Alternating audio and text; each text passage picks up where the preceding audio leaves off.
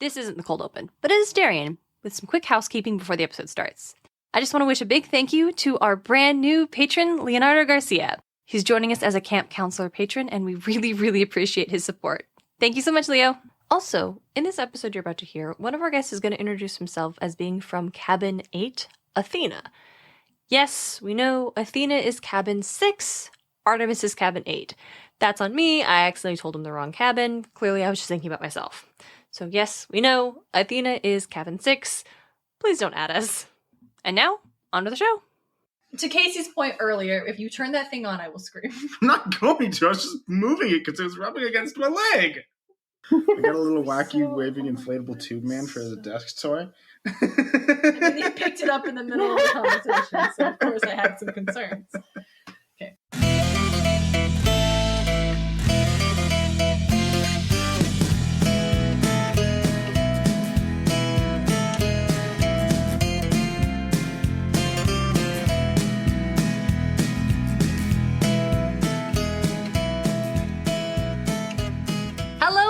Monsters, and myth lovers alike. You're listening to Podcast of Poseidon, where we explore ancient myths and their modern retellings, creating Rick Riordan's, Percy Jackson, and the Olympians. This is Chapter 10, The Underworld.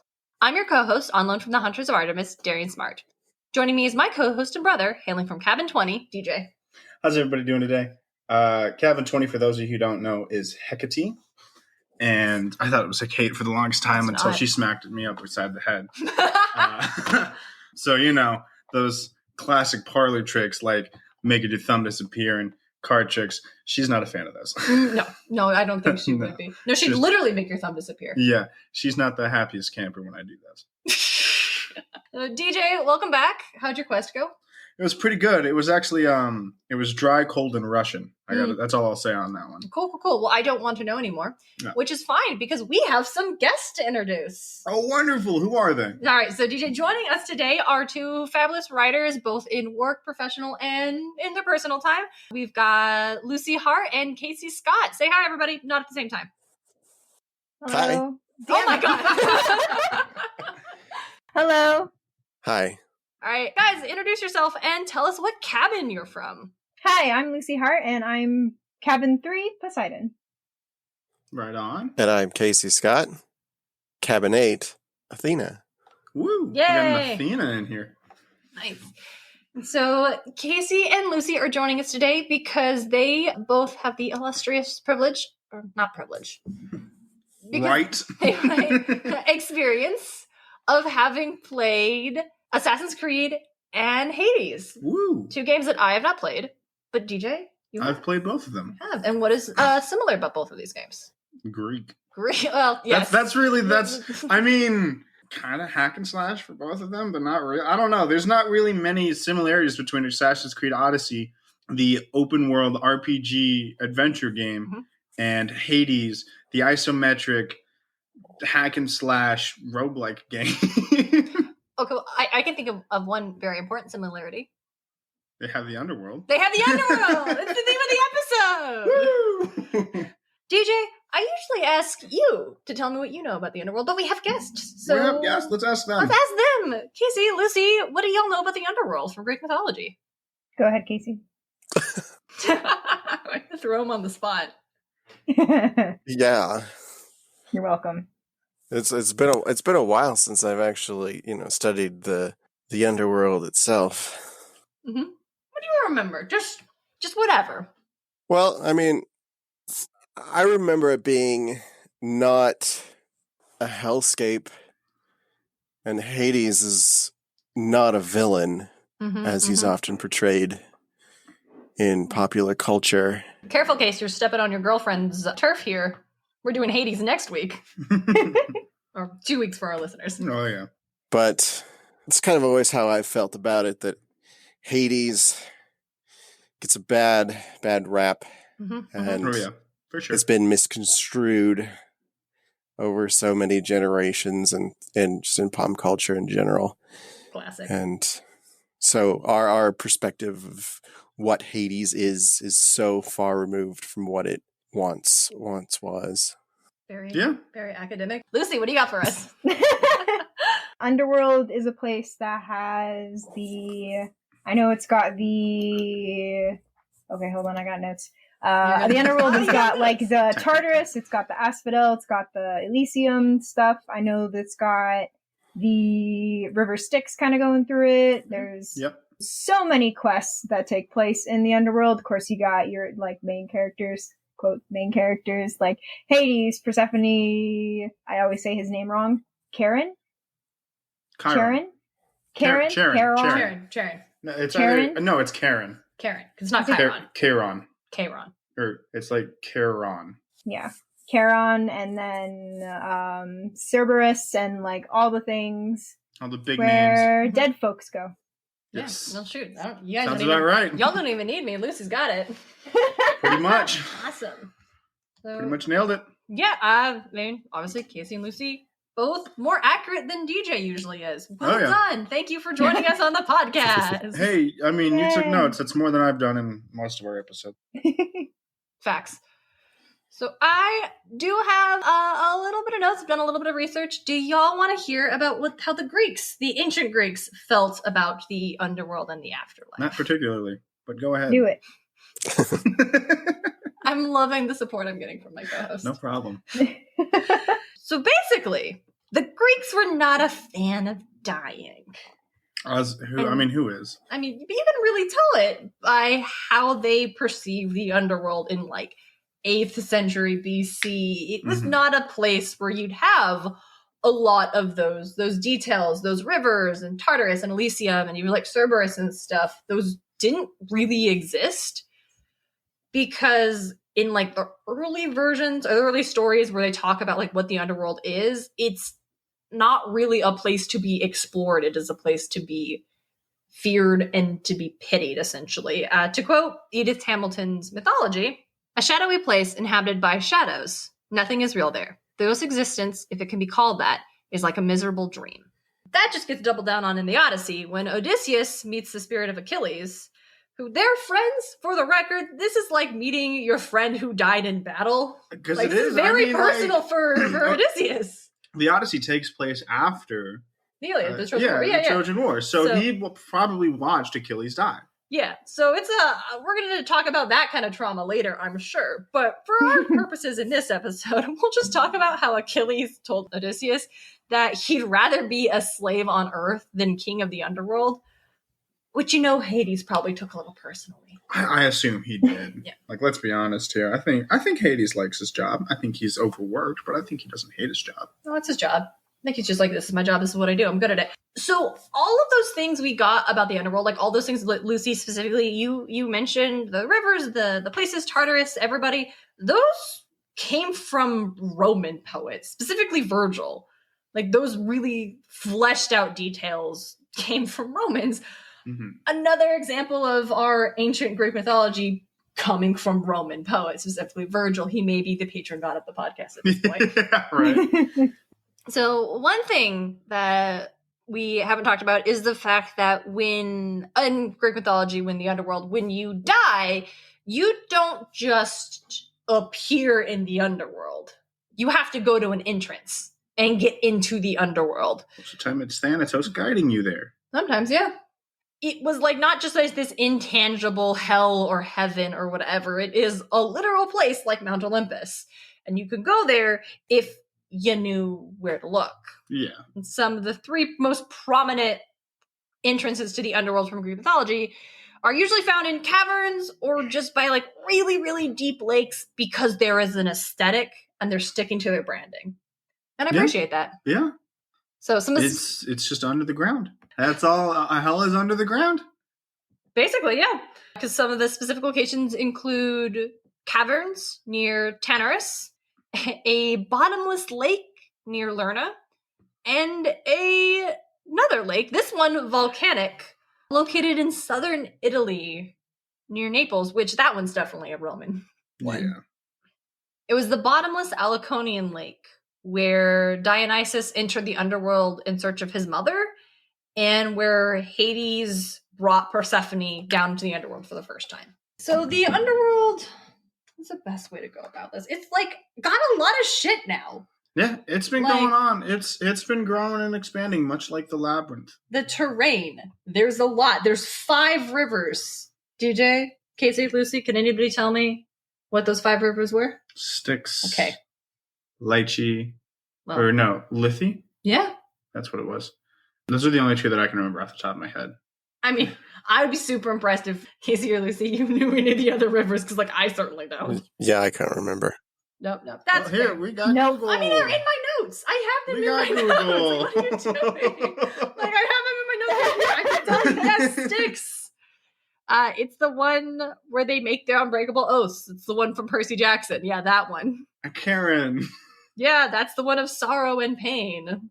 And then the Lethe, let's see. Yep, Lethe, that's the river of oblivion and forgetfulness. If souls were going to go and become reincarnated, they would have to drink from the river to forget their past life. Can this just show me the fucking rivers of... Again, I do have them. Then just say it. Yes, Why am I doing this in the first place, Darien? Like, come on. You're asking me a question. I'm here to answer it with Google, and you already have the answers. Why are you asking me in the first place? Because that's how we do the podcast. I can't believe you're doing this in front of our guests. Yeah. How do I pronounce that word? Phlegathon. Yep, so there was Phlegathon. Phlegathon. That's the river of fire. There was the river of fire, which possibly led into Tartarus. And there was Cocytus, which is the river of lamentation, which was the sad river. It was the very sad river. None of these are good rivers. I don't know. This is why nothing grows in the fucking underworld, because these rivers, you can't drink from them. They're not producing crops. If you take, spoilers for anybody who hasn't read Heroes of Olympus. In House of Hades, Percy and Annabeth drink from the river of Phlegathon. Nope.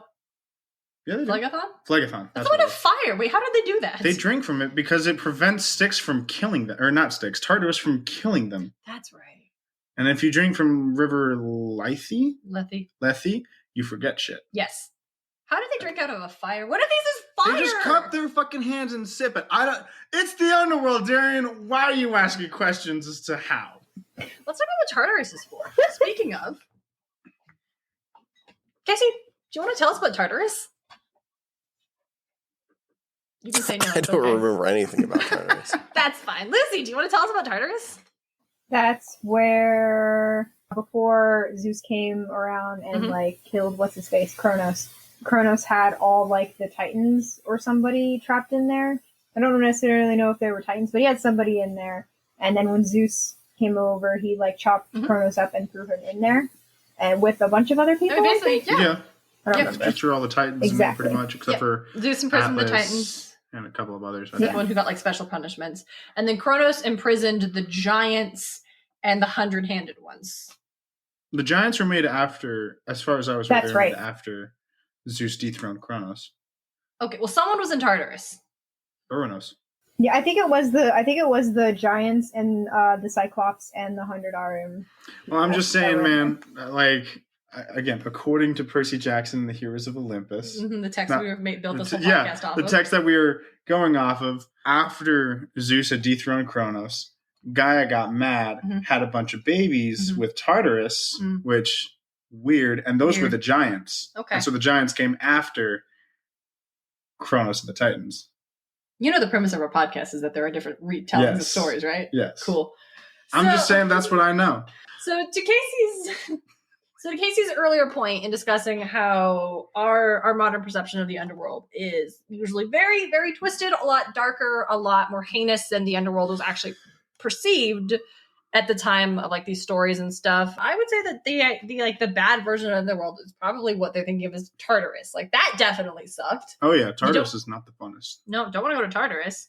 Other highlights of the underworld where normal human souls were actually likely to go would be the Fields of Mourning, which is just okay. A field. Everyone's bummed out here.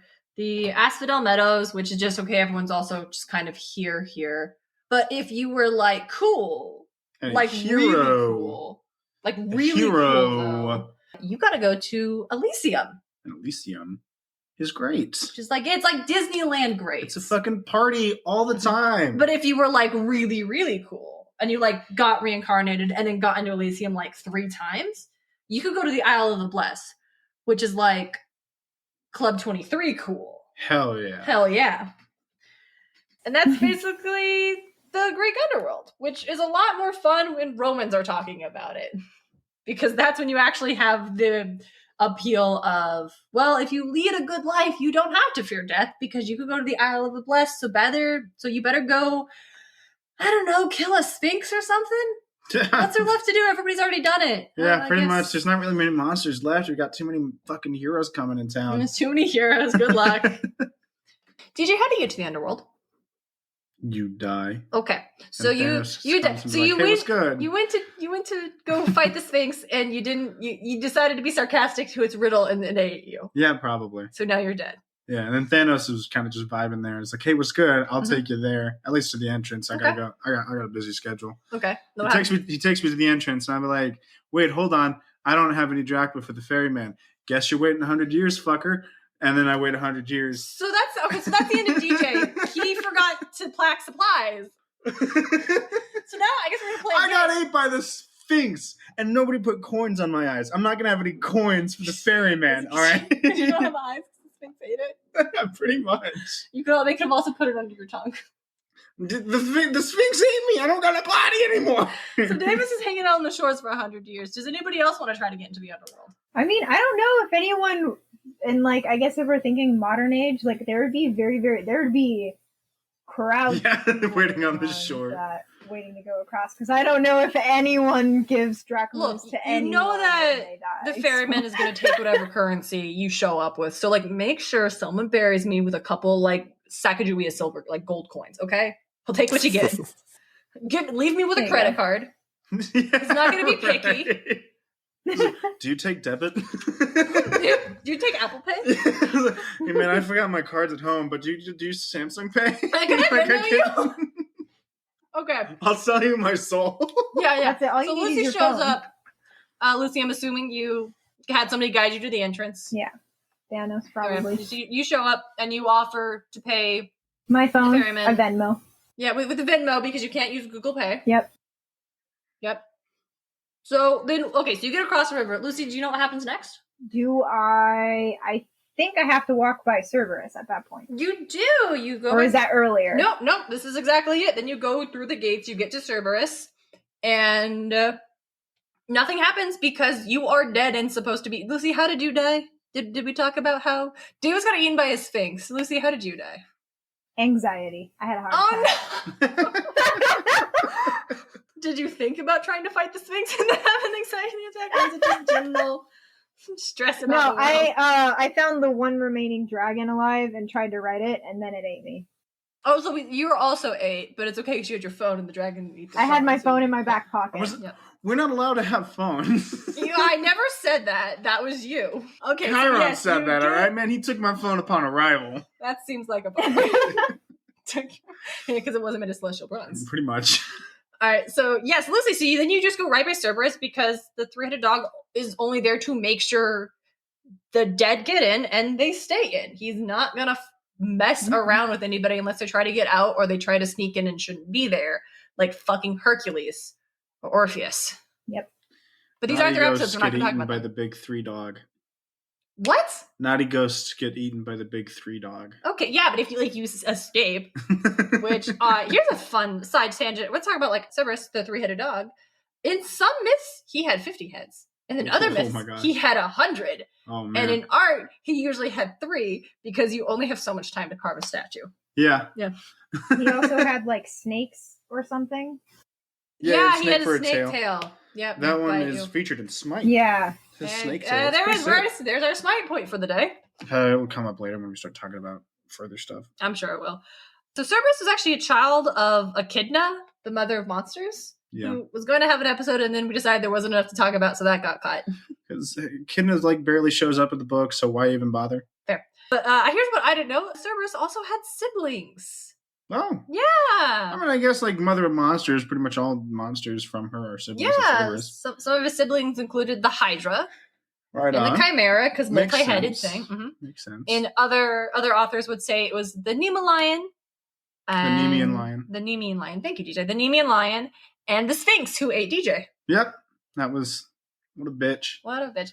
All right, Lucy. So you get past Cerberus. No big deal. What happens Yes, next? I do. 100%. I think that's as far as my knowledge goes. I think as far as I would know, I would go from Cerberus and just to one of the places of the underworld. There's one thing you missed. Casey, it's your turn to play. How did you die? This should be good. Mm-hmm. Do you want how I actually died? Davis got eaten by a sphinx, and Lucy fell off a dragon's back. So I think you can have some creative liberties, writer boy. Well, there was this one time that I accidentally went back in time. Of course. I don't know how it happened. Total just walking along, and then suddenly you're in a different time period. It happens to the best of us. But I don't. I was sent back, several million years. I don't have any survival skills that go beyond the very basics. So, I mean, I just pretty much die of exposure. That one's not as fun, Case. It's not. Time travel exposure. We will circle back. I mean, like, me too. I would just fucking, if I was thrown several million years into the past, I'd be like, well, guess that's the end of Davis. And I just fucking died. I mean, yeah. All right, so Casey died before there was Thanatos is just looking at you like, dude, how'd you end up here? Actually, I think Casey died before there was a Greek underworld at that timeline. Yes. So he's just like in this Neolithic, Thontic, like. I'm sure there was some sort of religion. I mean, yeah, but like, this isn't the podcast where we're going to talk about it. It's later. No. So Casey waits around for a couple million years, and then the Greeks come along, and they create a shitty underworld, and the Romans come along, and they add a little depth to it. So Casey, you get to an entrance of the underworld. Do you have anything to pay the ferryman? No. Why? Why don't you have anything to pay the ferryman? Because you got blasted back in time. Yeah, I'm out of luck. There was no money where I was. No. Casey said he was walking on the street, and I know Casey Scott, and he doesn't just leave his wallet anywhere. So you clearly would have had your wallet when you were sent back in time. I think if the underworld first showed up and he was first in line, right? Karen wasn't fucking taking Venmo or debit cards or U.S. Mint. I found a couple really cool, perfectly round river rocks. But like before he died, and they're really cool rocks. Yeah, they're really cool. They're really cool. Quartzite. I think. Okay, maybe. I think Karen would take that. Yeah. Okay. So Casey gets across the river with his really cool rocks, and you get to Cerberus, who lets you pass because you're alive.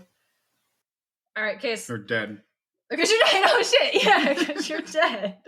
Cerberus wouldn't let you pass if you were alive. He'd make you dead, and then you could pass. You'd have to either sing real good, or feed him honey cakes, or have a ball. Ball.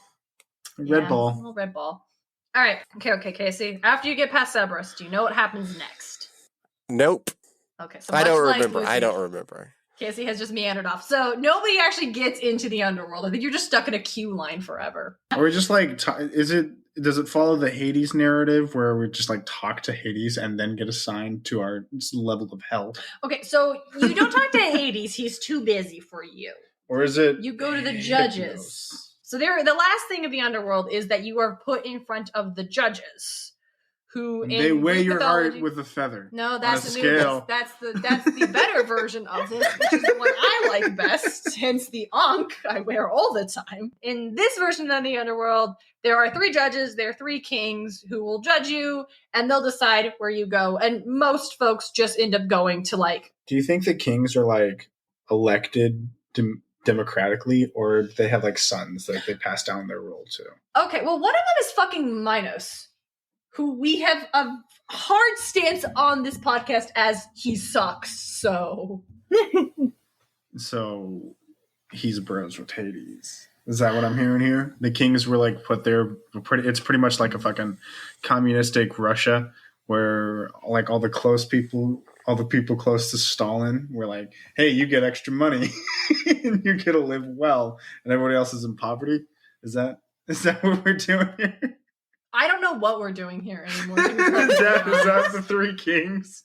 Is that the narrative behind the three? They're all close to Hades, and Hades is like, here, you guys are going to judge the souls that come through, and they're all super biased. Probably. So most people get sent to the fields of Asphodel, and they just stand around for all eternity. That's the end of this story. Yep. And that sucks. So let's talk about, even though it sucks, why we've decided that we're going to retell Underworld stories often, but more specifically, why we retell them in a format in which we physically, as a living person, have to experience what it's like to go through the Underworld. That's right, it's finally the video games episode. Woo! DJ, you want to talk about Smite for a hot second? Smite, Underworld's not very much featured in Smite. I think the closest thing we get to it is every now and again. There was like one event that we had for arena mode where the arena itself was in the Underworld, and then there was one like a special event where part of the map would just start falling down. You could push people into it and get a kill. Holy shit. It was a lot of fun. But obviously we got like Cerberus and Hades, and Persephone actually was added in the game not too long ago. Oh, that's cool. I didn't know that. Yeah, like a year and a half ago or something like that. She's pretty fucking sick. She plants like seeds, and then like she can use it to either heal herself, explode the enemy, or have a little minion chase after them. Nice. Depending on how long the seed has been there. Mm-hmm. The Underworld in Smite's not very much featured. Hades is pretty cool, but we'll talk about him next time. Mm-hmm. Cerberus, he's a guardian, obviously. Mm-hmm. And as I said, he's got the snake tail. He's all right. I'm not the biggest fan of guardians just in general, so I don't play them all too often. Okay. So that's about it. That's all I got about the Underworld for Smite. Cool. So let's talk about what Lucy and Casey have actually been asked to come on the podcast and talk about. Let's do it in alphabetical order. So, Casey, will you tell us? I know that it's an Assassin's Creed game, right? Yeah. So there's like a lot of shit going on. So let's specifically, if you don't mind, can you narrow it down and just tell us what is up with the Underworld in Assassin's Creed? It's gorgeous. Fuck, the Fields of Elysium were sick as fuck in that game. Okay, it's Casey's time. Yeah, so you have the main game, which is obviously set in ancient Greece, and then you have the three downloadable content chapters, when one set in Elysium, one set in Hades, and one set in Atlantis. All three of them are basically simulations within simulations. Okay. Yeah. So it's not actual, like, however you want to call it, actual Hades. It's a recreation by the ancient beings that used to live on Earth in the Assassin's Creed mythos. Talking aliens? No. Okay. I withdraw the question. What are they called again? What are they called? I had it the other day. I don't fucking remember at all. We can look it up. Yeah. Let's see here. And this is not relevant to the episode. We can look it up. Isu. Isu. That's what. Yeah. Okay. That's Yeah, what they're called the Isu. like the gods are Isu. Yeah. So they're like, an advanced, highly advanced version of human that existed thousands, millions of years ago. I don't know. Mm-hmm. It's the whole mythology that Assassin's Creed has laid out is pretty inconsistent.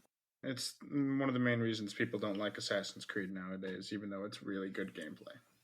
Huh. Yeah, a lot of the modern day real world stuff, and then the whole ancient human mythology storyline just kind of get in the way of things. It can be really distracting, especially when you're in the middle of playing and then it's like it pulls you out of the whatever ancient world you're in to tell this side story, and you're just like, I gotta get through this to get to the next part. It's like, hey, your doctor's worried about your health. What? Yeah, it's ridiculous. I wasn't a fan of that. And a lot of people also don't like the new Assassin's Creed game, just because now it's not really about the Assassin's Creed. It's about the Isu and their whole shtick.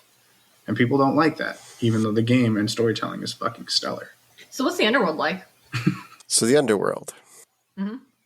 Well, in the first chapter, you're in Elysium. Mm-hmm. Kind of, you're just doing things there. Persephone's there. Oh, cool. It's really nice. I mean, they nailed the idea of this sort of idyllic society. Yeah, it's very nice to look at. And then you get thrown into Hades, and the boy. very first thing you do is kill Cerberus. Why? No. Cerberus is attacking you, that's why I actually know. I mean, you kill the Sphinx, you kill Medusa, you kill the Minotaur, you kill... What's the fourth one? Yeah, you kill a lot fucking- of... you You kill kill a Sphinx, anything you and kill a everything. Minotaur, you kill Cyclops. You kill the... Three. Yeah, there's like 3 Cyclops. You kill you kill the Nemean Lion, the something boar. You kill fucking anything and everything. Okay, but Because you're a Cerberus is a mercenary. good boy. He's just doing his job. Yeah. He is. No, And yeah, so he's is, like the Nemean Lion. you're going there. I mean, you're alive, basically, trying to get into the underworld, and Cerberus, he's doing his job, and you have to kill him There's to not like a sneak around option? enter. No, of course not. There are literally 3 different ways to fucking beat Cerberus without killing him. Okay, you can literally just subdue him and then tie him up and then drag him out of there, a la Hercules. You can bust out some sweet, sweet jams, a la Orpheus, or you can feed him a goddamn honey cake, a la fucking what was her name? The last chick. Or you can kill him a la Alexios or Cassandra.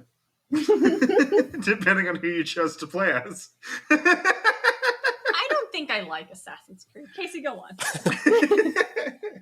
So yeah, you kill It's called Assassin's Creed for a reason, Darien. Cerberus. It's not called subdue your enemy. Did you? I'm sorry. Tie up your enemy for a reason. I didn't know you snuck up on Cerberus when he didn't know you were coming, and then just like did the little like sleeve knife thing. Sleeve knife's actually right around it. Okay, exactly. fucking Oh, it's called sucks. Assassin's Creed. Yeah, you didn't fucking- assassinate I know, the right? dog.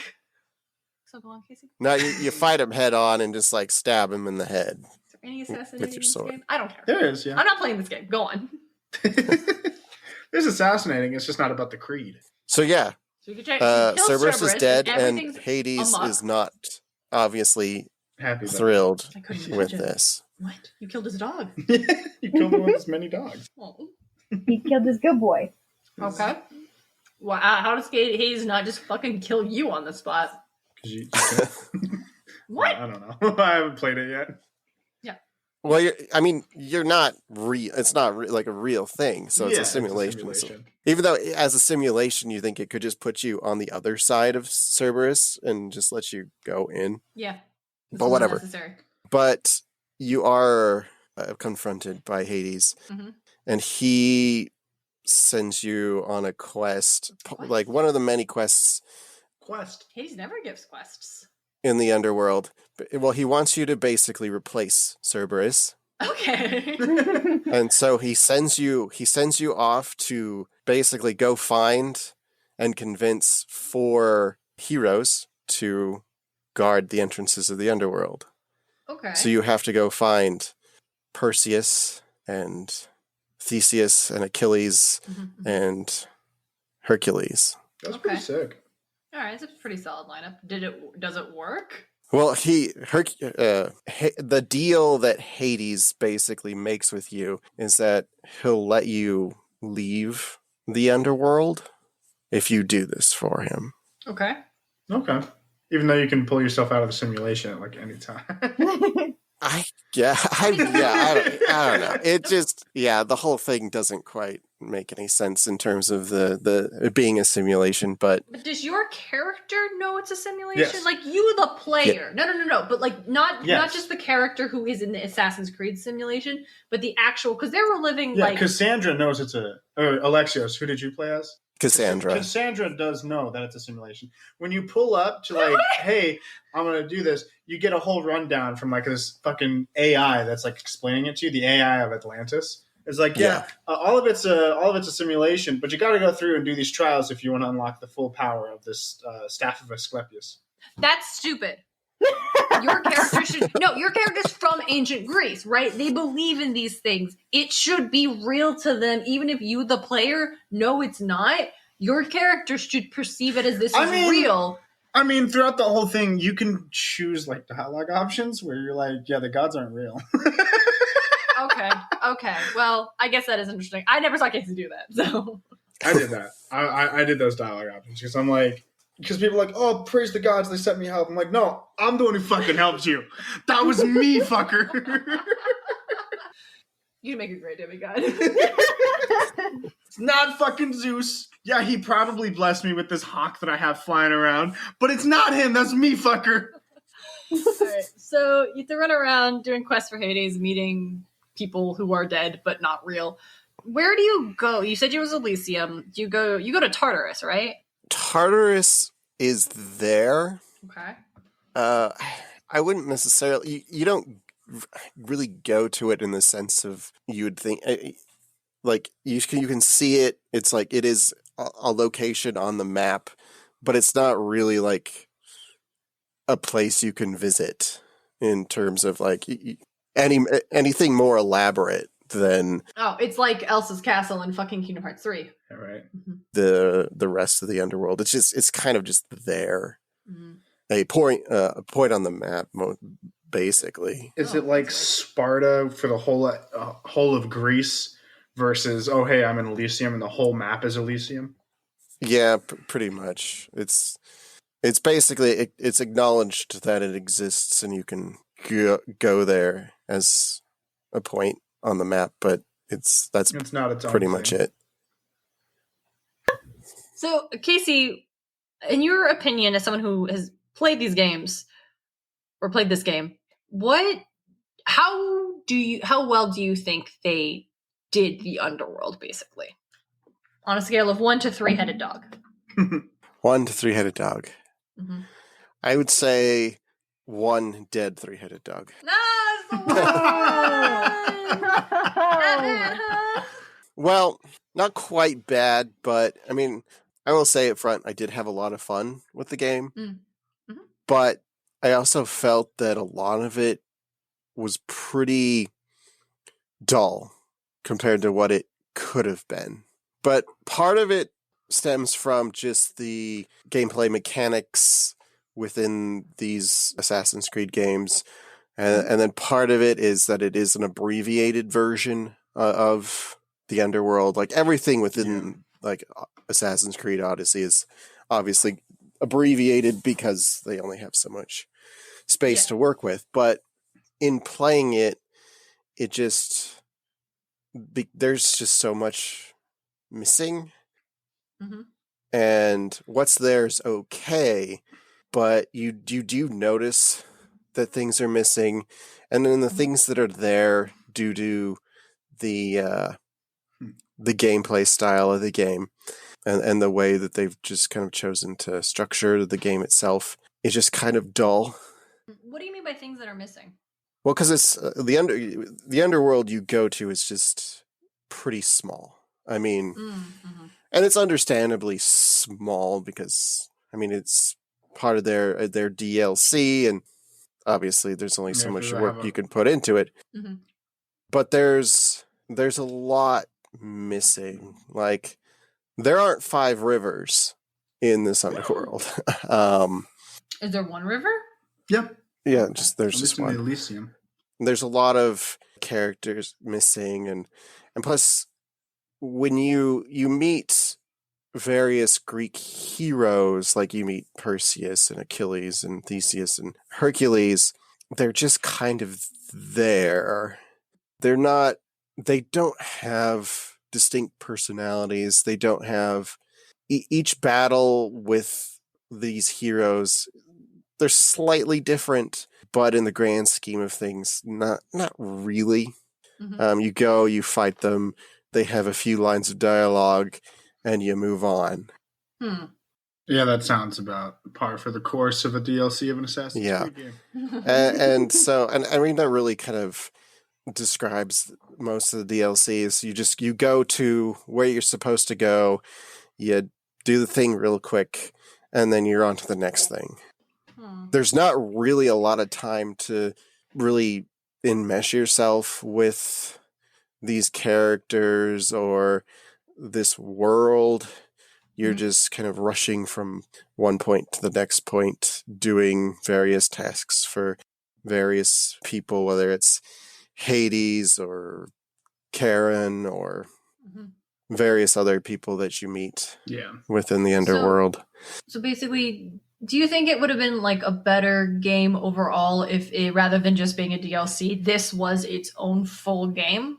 Probably.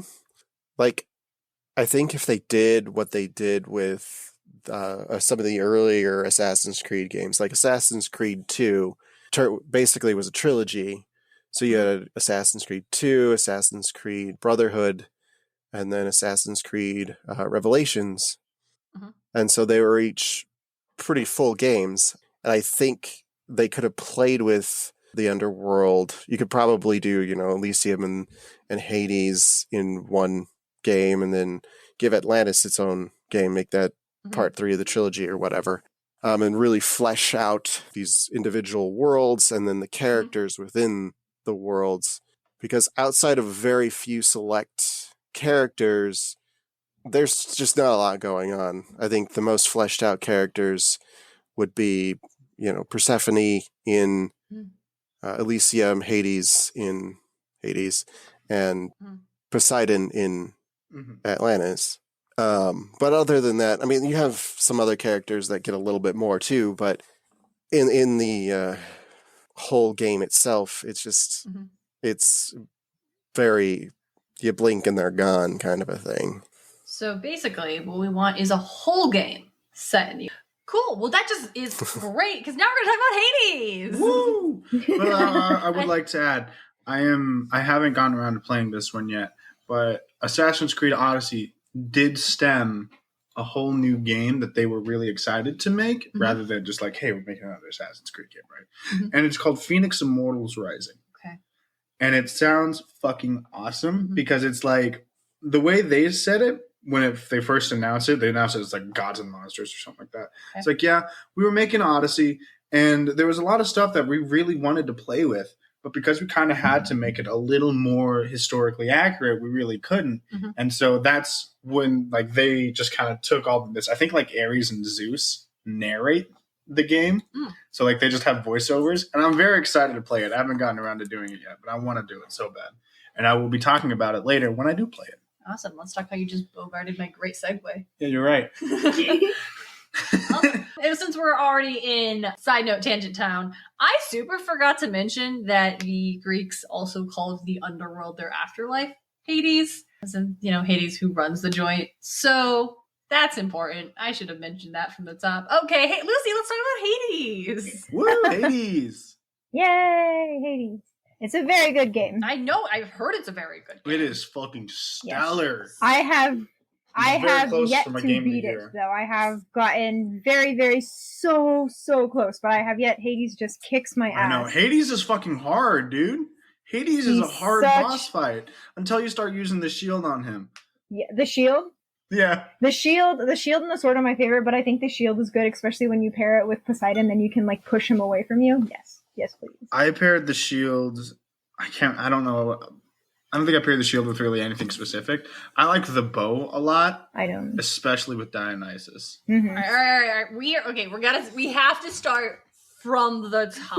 From the top. We're all assuming that anybody knows how to play Hades. I don't know this game. I don't know how to play the game. I just know fan art. Yep. And it's lovely. And I know that it's well done. And I know that it's really fun. And I know that like there's people can play and never repeat dialogue. And that's rad as hell. Oh, yeah.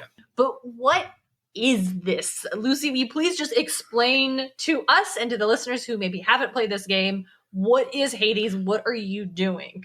Okay, yeah. So basically the game Hades is it revolves around this main character, Zagreus, who is the son of Hades, and you don't really know at first, but you kind of, because like his whole goal is to try to find his mother, and to do that he needs to leave the underworld, but his dad, Hades, is not going to make that easy for him. In fact, like Tracks. This whole time he's like almost not necessarily like tearing Zagreus down, but he's not making his life easy. And like every time Zagreus sees Hades, he's like, oh hey, you're back, like good luck, you should just stop, like don't do it, like you'll regret it, and like all this stuff.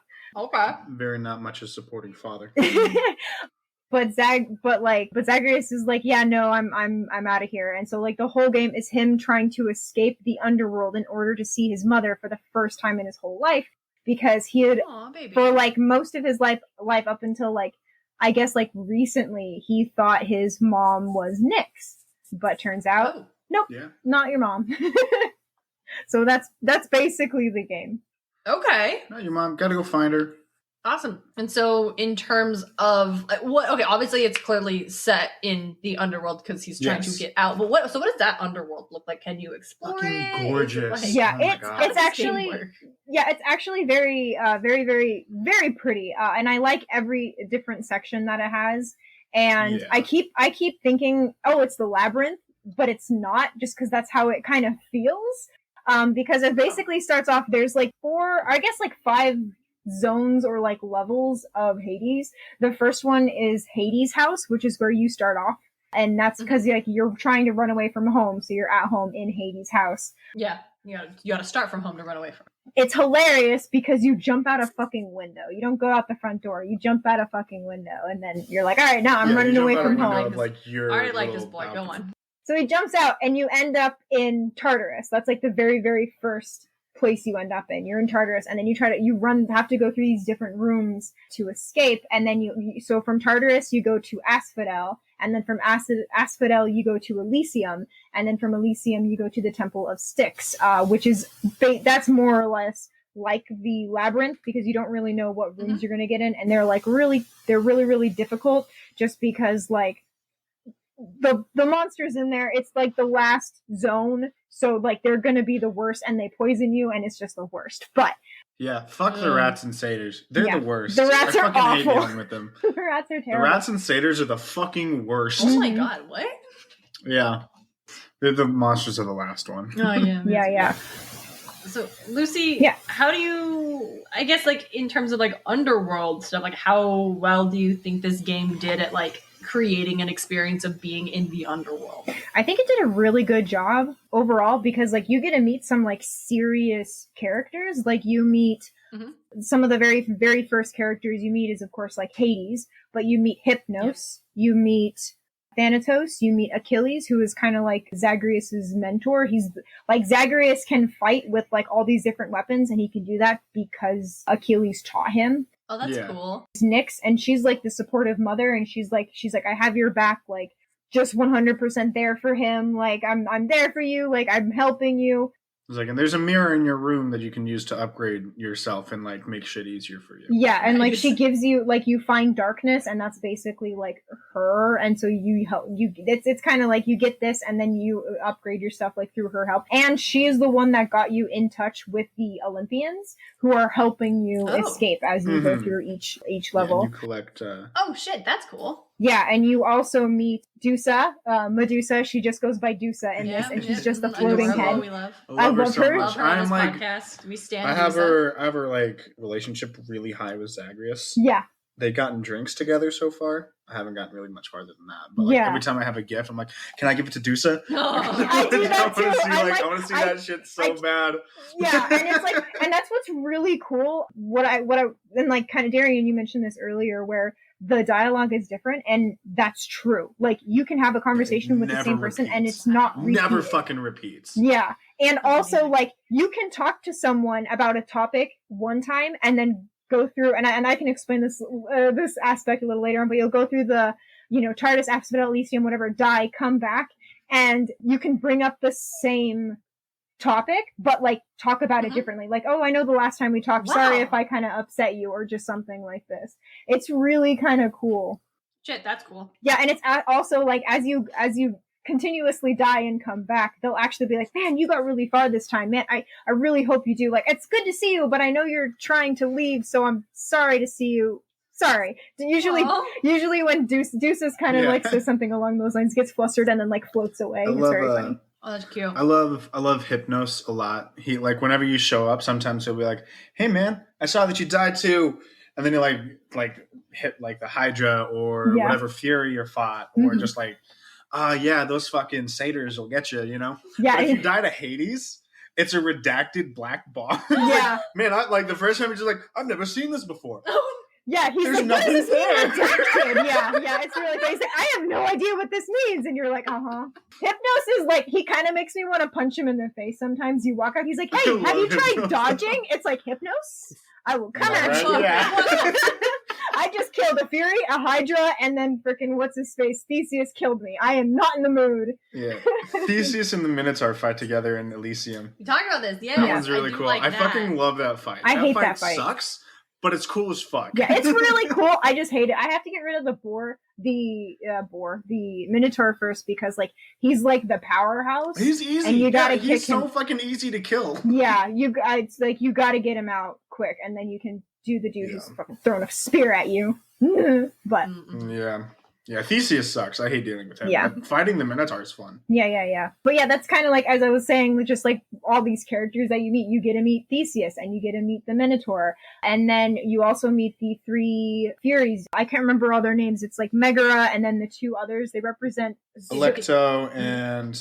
the murder. Fuck, what's the third one? Murder. She only fucking screams murder and I hate it. She's a bitch. She's like my least favorite one. Yeah. I hate dealing with her.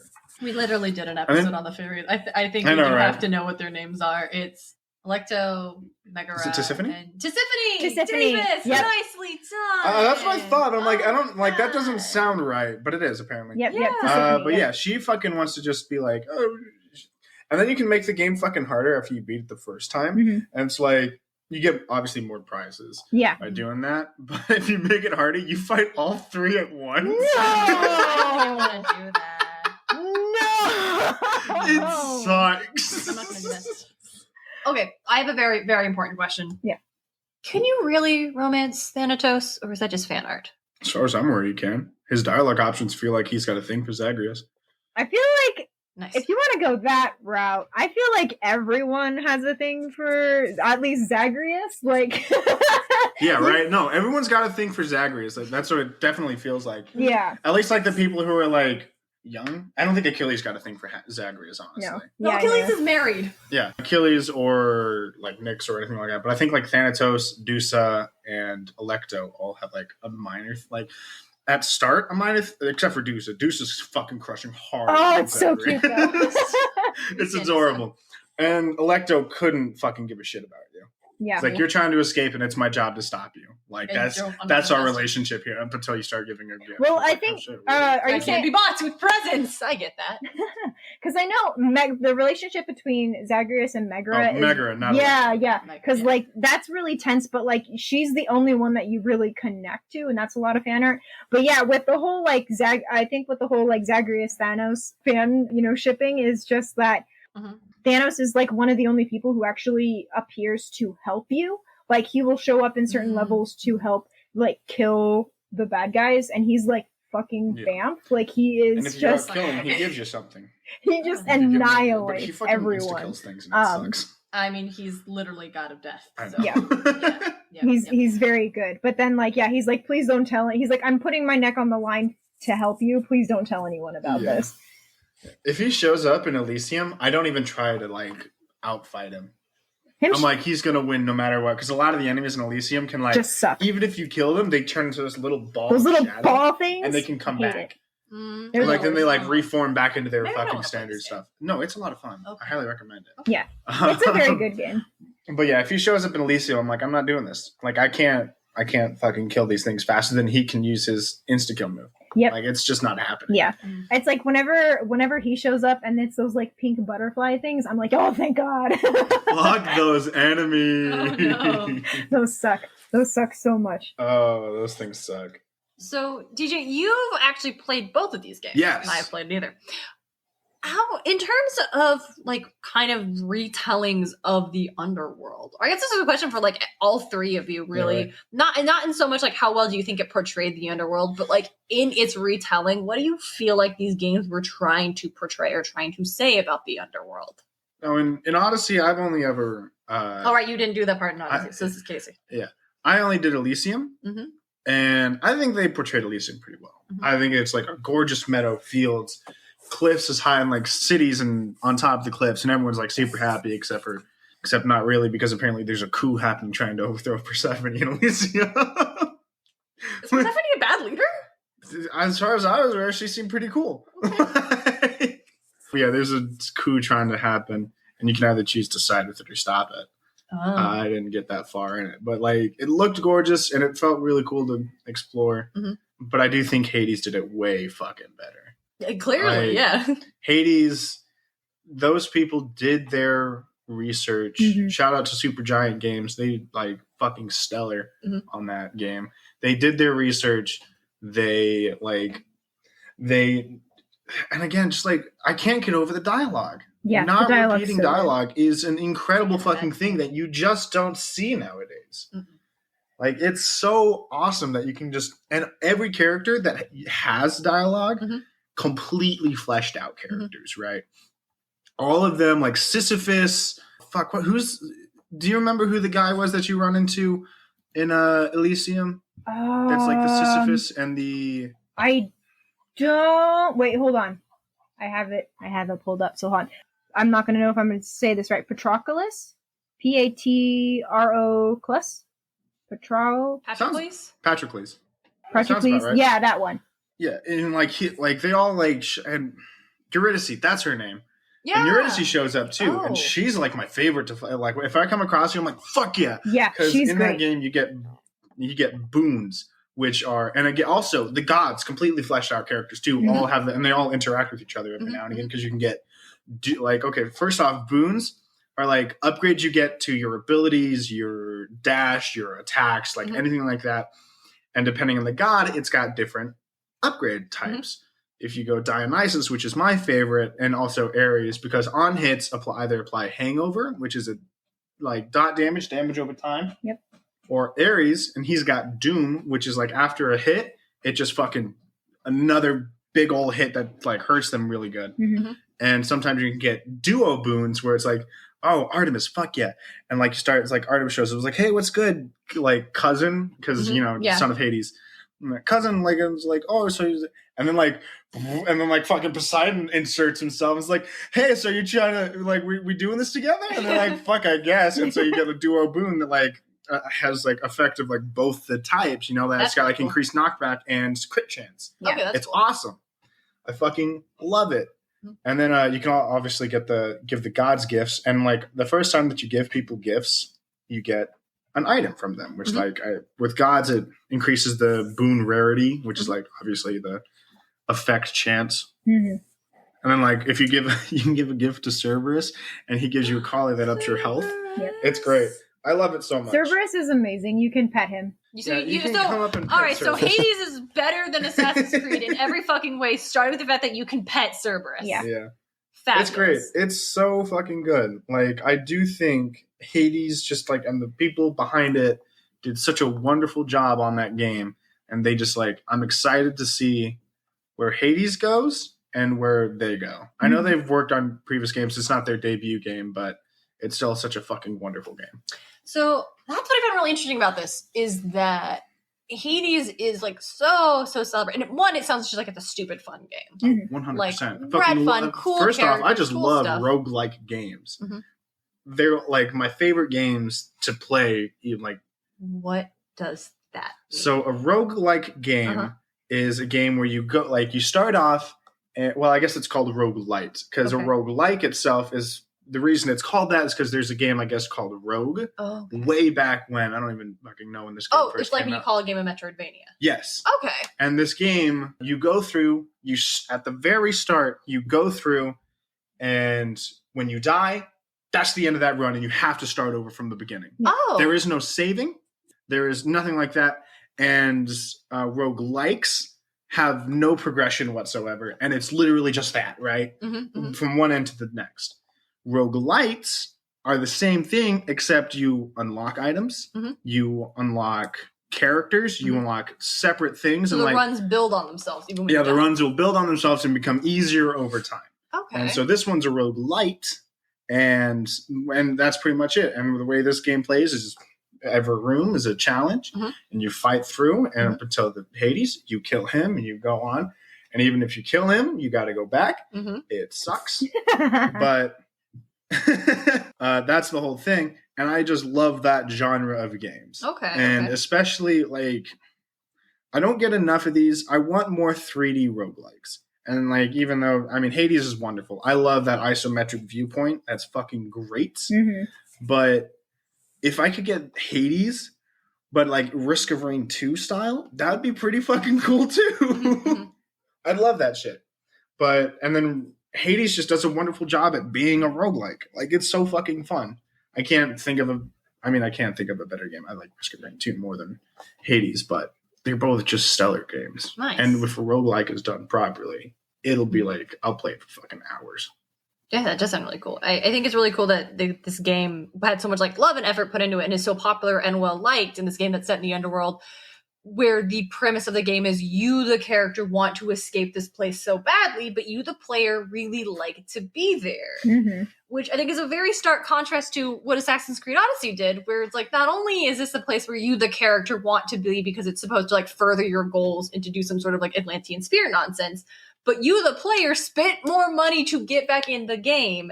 And yet it does not sound like they put the same effort into making that a world you want it to be, which, to be fair, no one really wants to be in the underworld. Yeah. So, like, Casey, what do you think about what kind of world what kind of underworld you were being presented in Assassin's Creed? Like, what were they going for, you think? Not so much as in, like, accuracy, but, like, message. I mean, part of me feels like their approach was just obligatory. Ooh. Like, we have to, like, go there to as part of the progression of the story, because like visiting Hades, I mean, I still had a lot of fun, but when you compare it to being in Elysium or then being in Atlantis, it's so much weaker, and because you know that there's more potential there. And it just kind of falls short of that potential, especially when you first enter Hades, and Hades is telling you, I want you to go fight these heroes. And it's like, that sounds so exciting. And then when you do it, it's just like, they're very generic battles. They don't really stand out as like any different than any of the other battles within the entire game. They're just there. And so a lot of being in this part of the underworld, it just feels like you're getting from point A to point B so that you can finally get to point C as you are basically powering up your staff and kind of getting through that story. And it's just like, well, they wanted to go to Elysium, so if we're going to go to Elysium, well, we're going to have to go to Hades. And then they end up in Atlantis, which is not really related to either, but it's there. So, yeah, in many respects, it just feels like it's going through the motions. It's like a task rather than an experience. Yeah.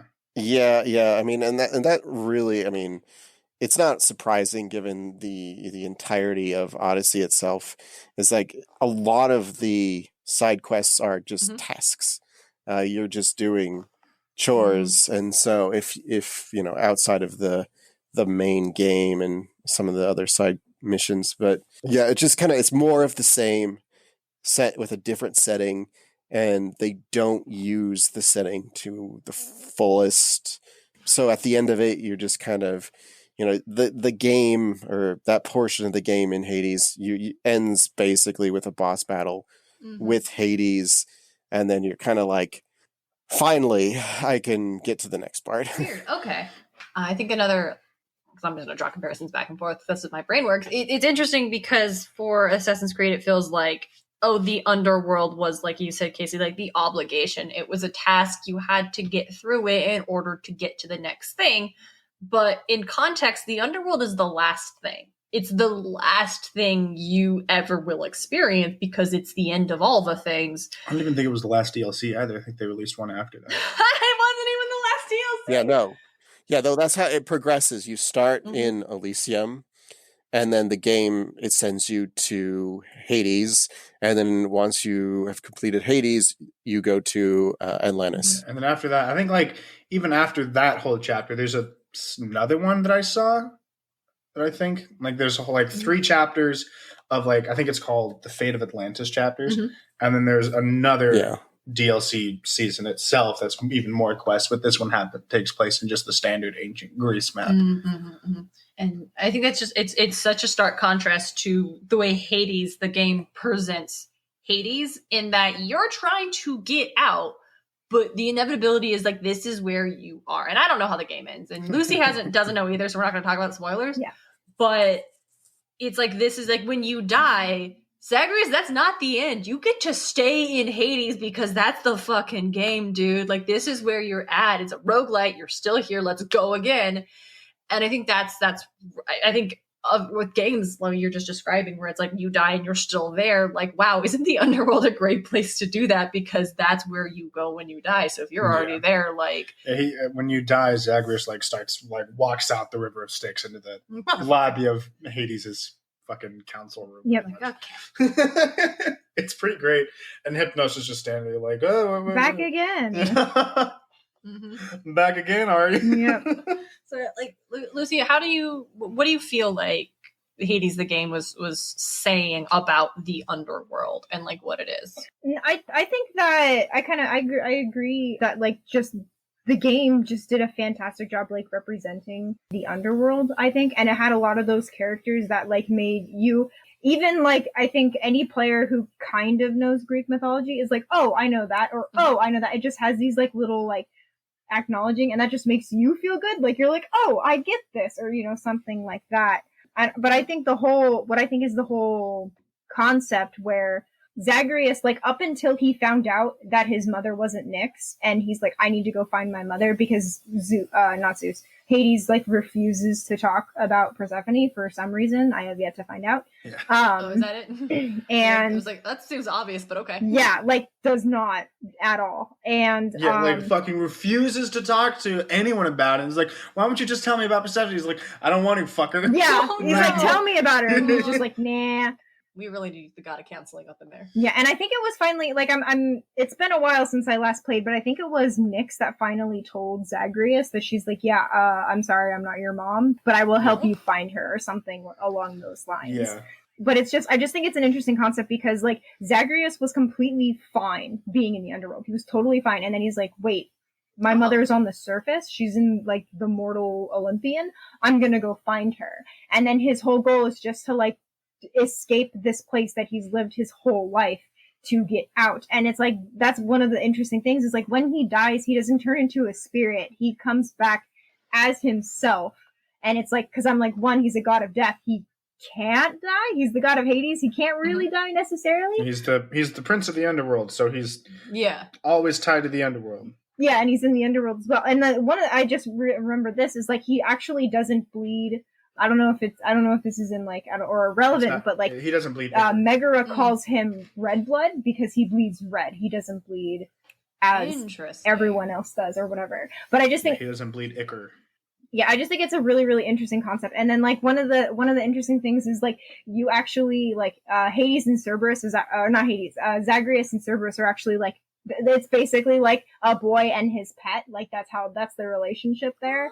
And when you finally get to the top where Cerberus is, Zagreus is like, we're not gonna fight. And so the whole part of like the last roll is you're just getting his favorite treat, and then you give I think it's like goat Cerberus his favorite treat, and then he goes off and eats it, and then you walk outside. And so I can't even. Oh my god. Yeah. It's really good. Because here, I knew the premise of the game was like, you're playing the son of Hades and he wants to get out of the Underworld. And I was just like, okay, so the Underworld sucks and he wants to escape. I didn't know that he was happy there, that he clearly had like friends and relationships there, that was his home, and he's leaving for this other I think he only reason. had 2 friends. I don't think anyone really liked him there. Okay, well, regardless, I assumed it was like, I have to escape hell, except that's not what Hades Thanatos, is. Hypnos, and Achilles were all like, Mm-hmm. But like, Hades really didn't give him any special treatment whatsoever. Yeah. We see flashbacks That sounds like Hades. of like Zagreus running late for his job, and Hades being like, you're late. What the fuck, man? And like punishing him for it. Okay, you've met our dad. Yeah, I know, like, that's what I'm saying. He's just our father. He's just our dad. Yeah. So No, Like there is no nepotism whatsoever in that family. Yeah. I love that because that's exactly like what Casey said at the top of how like we have this idea of like Hades and the underworld is like terrible and awful and like just malicious and like that's not what it is at all. And it sounds like Hades the game really captured that because again, I didn't know he was leaving just to find his mom. I thought he was trying to escape because he's like, I fucking hate it here. Like that's no, he's trying to figure out good. That's so like, interesting. He didn't know it was Persephone narrative. for the longest, even like at the start of the game. Yeah, I don't even. But he just knew Nyx wasn't his mom, and his mom was on the surface. Yeah. Wow. And that's like one of the most interesting parts is like, so as you're going through, it was mentioned earlier with like you meet like different Olympians, like you meet Dionysus, you meet Zeus, you meet Artemis, you meet Poseidon, you meet all these different, gods, Olympians, and like they give you their boons to help you out. But one of the things that I was playing through, like me knowing Greek mythology a little bit, I was like, where is Demeter? I'm like, where is she? Like, she is not showing up at all. She only shows up when you go get your ass kicked by Hades and he sends you back. And then I think for me, she was the first boon I got. It was Demeter. And Zagreus is like, I do not know who this is. And so he summons her and she gives you a boon. But he doesn't know, like, that's his grandmother. Like, he has no idea that, like, that's how close they are related. It's just, like, for me, it was like, it was so cool. Like, the reason she, like, as Lucy said, yeah, you've, like, the first time you ever get Demeter is after you get your ass handed to you by Hades. 100%. Like, that motherfucker destroys you. At least he destroyed me the first time. I don't think there's probably some people out there who's like, I kicked his ass. Shut up. But yeah, once you do that, like normally when you start, you would get like a boon or a hammer of Daedalus or something, But like the first one that you get that shows up is this snowflake white one. You're like, what the fuck? What is this? And then it's like Demeter's like, yeah, I saw that you came into my realm because like when you go up and fight Hades, it's fucking winter. Yeah. Oh.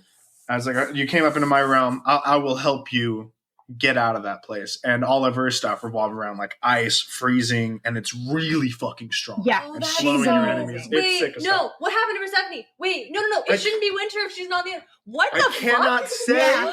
Yeah. I cannot say because Lucy has not seen it. I haven't. She actually kind of cares. Okay. Yeah. Okay. And okay. I gotta pull it back. No more talking about Hades. We gotta pull it back because I'm so interested. We're gonna wrap it up so I can get on Davis's Switch and play Hades. I don't have it on my Switch. What the fuck? I have it on my PC. Come on. Like I have it on my Switch too. You can play. Lucy. Okay, I gotta go home and play it on my Switch. Fucking good luck getting there, man. It took me like 10, 20 tries to beat Hades. Are you kidding? Okay. We gotta talk. I mean, I'm not good at games. I'm not good at games. Okay. We gotta bring it back because I'm like, oh no. Why do you guys think that we want to play games set in death? Because it's fun. It's an interesting concept, and we can't actually really know what's after it. Mm-hmm. So it's fun to fantasize and see what their ideas and such like that. Casey? Yeah, I mean, I think it's just, fun to see concepts kind of brought into reality. Because, I mean, as much as I kind of bag on the Underworld and Hades in Assassin's Creed, it's still interesting to be there and kind of explore, even if it doesn't meet my expectations. Mm-hmm. I was just really, interested to see what they came up with. And I think, I've really enjoyed just kind of playing inside mythology, so to speak. Nice. Lucy, what do you think? I think kind of going along with what Casey says, I think it's also like, people who have heard these stories before, it's fascinating to hear them in a different light. Like, it's just so fascinating to see it from a different angle being told in another way, but you see these characters and you kind of understand the things like that. So I think that's kind of really what draws us in is like, I also think that Greek mythology is one of the most, and this could be me like going out on a limb, but like, I feel like Greek mythology is one of the more well-known mythologies in the world, because I know there's so many, like there's Norse and Egyptian and like all these other things, but I always feel like there's just that in the pull Western towards world, Greek, because yeah. that's what we read in school. Like that is just something we all kind of know, at least like very baseline. And so I think that's kind of what keeps pulling us back to like Greek mythology specifically, is because it's like that. Like we just, it's all, and you can go like way down the base. It's familiar, so that's what we go to. Yeah. But I just think it's just fascinating. It's just absolutely fascinating. Like and like I said, like just seeing it told in a different way, it's just it's just also really fascinating. Well, before we wrap it up, did y'all have any other thoughts on the games we talked about? Any other incarnations of the Underworld that we could just do honorable mentions of? If you wanted to do that. I got an honorable mention. I didn't think about it when you said, "Oh, why do we play games that take place in death?" There's this game that came out recently that I've been this is another game I've been looking to play. It's called Afterparty. Okay. Now, the premise of this game is you're two college students, like really fucking close to graduation, right? And you die. I don't remember how, because I haven't seen it, but I know it was the mistake of one person that dragged their best friend into it. Yeah, that tracks. And so they died. And they're like, man, we got to get the hell out of this place. We got to find a way. And so they go and talk to Satan. This is like, hell, not the underworld that we've been talking about. This is Christian hell. Yeah, this is Christian hell. Cool. They go talk to Satan. It's like, hey, man, is there any way we can get out of this place? And Satan proposes the idea, if you outdrink my 4 generals, you will get to the chance to outdrink me. And if you outdrink me, I will let you out of here. And so you have to go fiddle contest, but that went poorly one time. So now you gotta go out party and outdrink his 4 hell's generals. And you outdrink Satan's live. I haven't played it yet, but I really want to. Thank you for the art style also looks really fucking cool. The art style is really dope. I love it so much. Case Luce, you got anything else you wanted to bring to the table? I mean, for me, it's like there's a lot of concepts with like, death and stuff like that. Like Murdered is one that's actually pretty interesting. I know I don't think it was very popular, but I thought that was a pretty interesting one. Oh, you mean a game called Murder? Okay. Huh? Oh, you mean a game called Murder? Okay. Yeah, it's a game called Murdered, and it's basically like you're a detective that is murdered, and from the grave you try to solve who murdered you. Basically, nice. It's very interesting. Okay. That's cool as fuck. Nice. And then there's also like one game that's more like, I don't know necessarily about like death or anything, but it's one that just kind of pops in my head just with like shadow stuff. I don't really know. Origami, which is like fascinating. You're basically like this spirit that you just go around. It's basically like Thief, but like worse, because the people you're trying to sneak around can one-shot you with like swords of light. It's a whole thing. But like it's just really, that one's really interesting, and just like has this a lot of like kind of like mystery around it, which I thought was very fascinating. So nice. Thank you so much, both of you, for making time to hang out and talk to us about video games and the Underworld. It's not usually a fun topic to discuss death, but I think we made it super fun for everybody. We had a good time. Yeah. Lucy, Casey, do you have anything you would like to plug to our lovely audience? Nope. Oh, okay. I got nothing. Yeah, I got nothing either. I can't think of anything. All right. Well, thank you again, Casey and Lucy, for joining us. Thank you, our wonderful audience, for hanging out with us again. We love to have you. Do you want to agree with me? Yeah. Sorry. Thank you guys so much for actually joining us. It really was a lot of fun to talk about these 2 games, even though I didn't really get anybody to talk about the ending with Hades. But I'll play it and then we'll talk about it. Yeah, but you won't beat it fast enough. Lucy will probably beat it before you do. Maybe. I don't understand why you're suddenly on a timeline to talk about this game, but okay. I've been like wanting to talk about it with someone. I got nobody that plays this game. We'll go get on it. It's fine. None of my friends play this now. game. I can play it now. Yeah, all right. So if y'all liked hearing us talk about video games and other such nonsense that is tangentially related to Greek mythology, you'll love to hang out with us at Secret Cabin. It is our Patreon exclusive Heck yeah. feed. You get bonus episodes every alternating week. So you don't have a new episode of main podcast, you'll have a bonus episode waiting for you, so you can still hear our wonderful voices. Yes. And honestly, as much as I do like doing this one, I do like doing Secret Cabin a little more than our standard podcast. It's a lot of fun. I do enjoy it, mainly because we just kind of go off on tangents a lot more than we do in here, which I know we do go off on tangents a lot. I had the shit out of those tangents. Yeah. And so if you'd like to do it, those episodes are open to Patreon supporters who are at the $5 tier and above. If you also just want to hear those tangents that I edit out, you can just throw us $1 a month and it gets you the blooper reel and outtakes. Blooper reel. And all that is available at patreon.com/podcast of Poseidon. That's Poseidon, Poseidon. Yeah, it's not I before E. That shit is stupid. Awesome. And Lucy, Casey, thank you again for hanging out with us while I sat and plugged our Patreon. Wonderful. Thank you all for listening. And until next time, don't be like Zeus. Don't be like Zeus. Podcast of Poseidon is created, produced, and hosted by Darien and DJ Smartt. It's edited by Darien Smartt. Our music is Athens Festival by Martin Hain. Our cover art is by Audrey Miller. Find her on Instagram at bombshellnutshellart. Coming out with us on Instagram and Twitter at Podcast of Poseidon. Find all our episodes and episode transcripts at podcastofposeidon.com. Thanks for listening.